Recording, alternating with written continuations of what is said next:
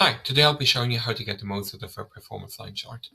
The performance line chart is one of our most popular tools, but there are a number of features you might not be aware of.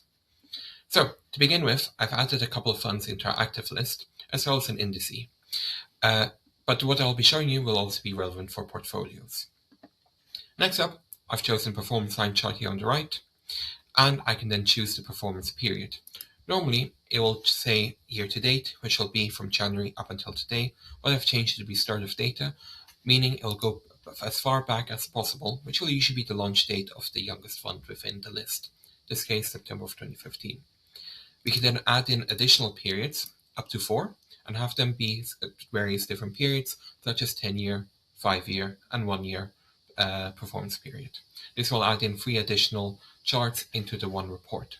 But for this demonstration, I'll keep it at 1. We can then change pricing spread from bid to bid to offer to bid. We can also change our data frequency.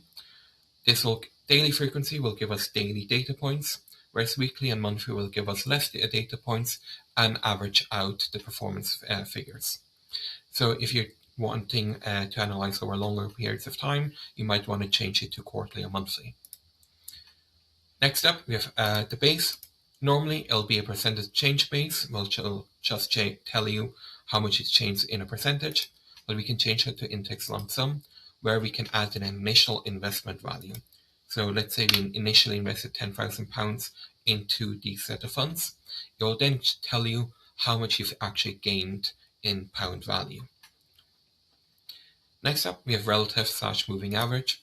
If you select none, it'll just tell you the performance change over a certain time against itself.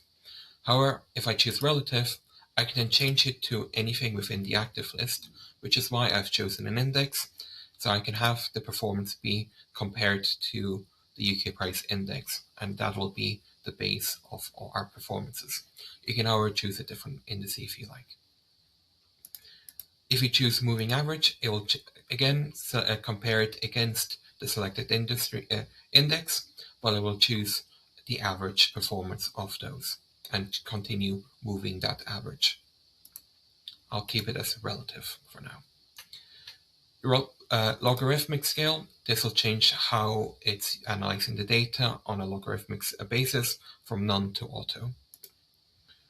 Then we can choose a price type. So are we comparing total return? Are we comparing gross return, just the price, NAV, etc. I'll keep it at total return for now, and we can also change our currency to be any of these currencies. Then we can generate chart, and as you can see in a few moments, it will generate this chart here, giving us the 3 funds that we looking at, as well as the UK price index here as the base, and will give me the performance compared against that base that we selected.